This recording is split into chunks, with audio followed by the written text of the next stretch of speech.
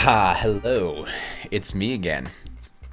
Welcome to the beginning of the third week of February. It is Wednesday, February 17th, and it is not a Monday. You are correct. I was planning on making this video anyway, and it happened to line up with participating in a ski mountaineering clinic. So I figured I could show you some of that, as well as some of the thought and conversations that go into monitoring the avalanche conditions before actually skiing a technical objective, which was a really cool opportunity. Before I get into it, I want to thank Arc'teryx and Exum for putting this on, because it's really fucking cool, and I get to learn a lot without paying anything.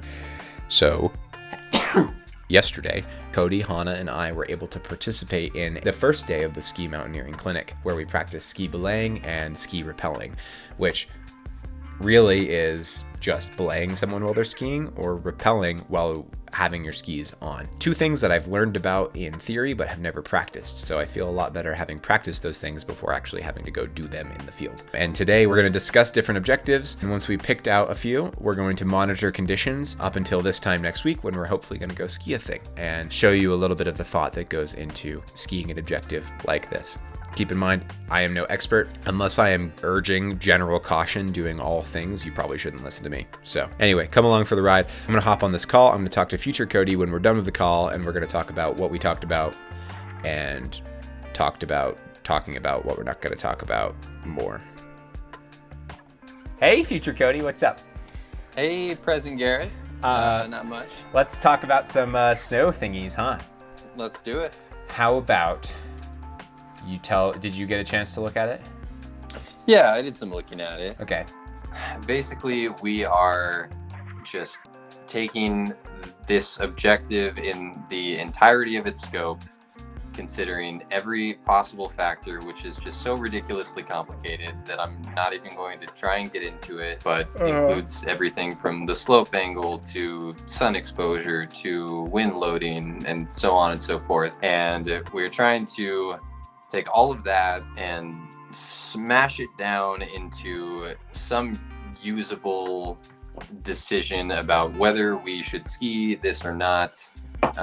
Because at the end of the day, we're doing this so that we can ski the incredible lines in the Tetons that we dream of skiing, but do it in a way that keeps us safe.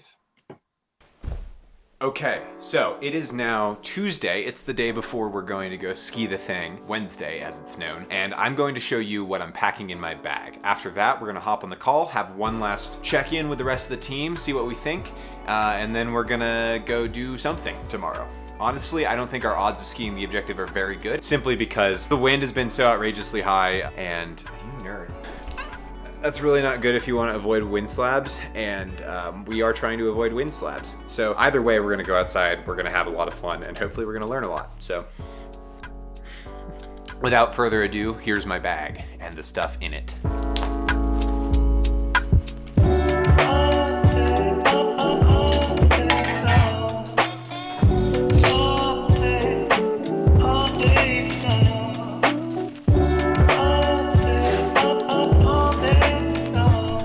See how I did? I'm gonna go weigh the bag now. 9.4 pounds. Yeah, that's pretty good.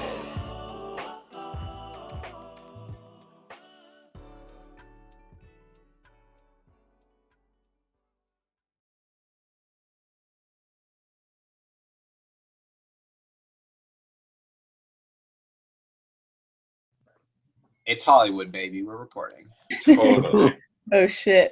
Okay, so what did you come up with for like a tour plan and for all the CalTopo info? And okay, yeah, that looks totally accurate. Yeah.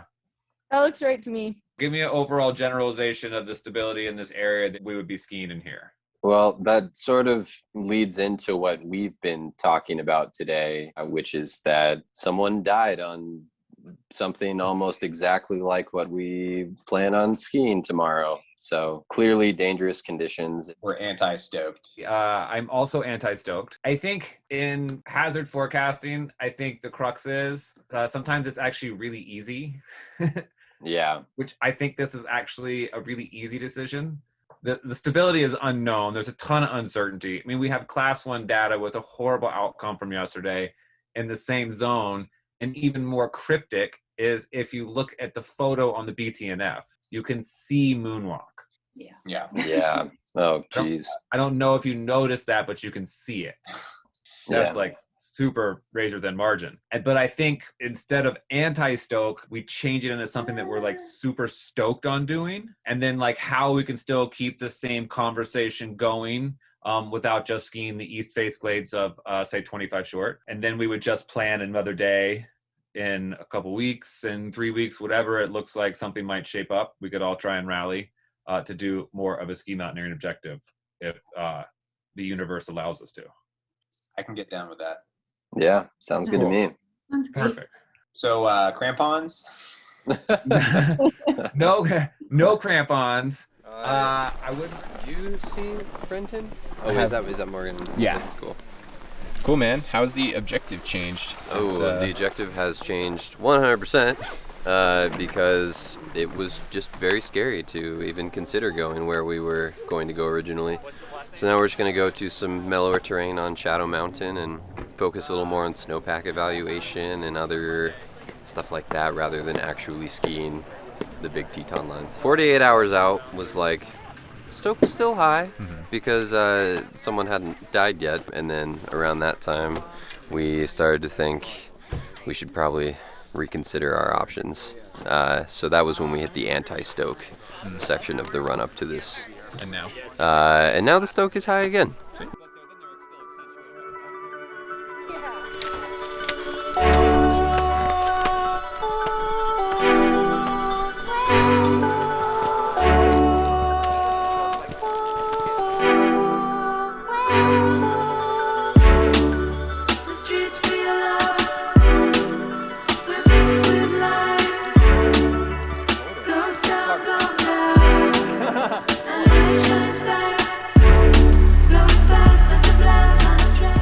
So yeah, we're out here. The plan's changed a lot since yesterday, but it's been really fun. I think there's still a lot to learn. We're gonna go dig some pits, do some ECT tests at the top of this one couloir off of Shadow Peak.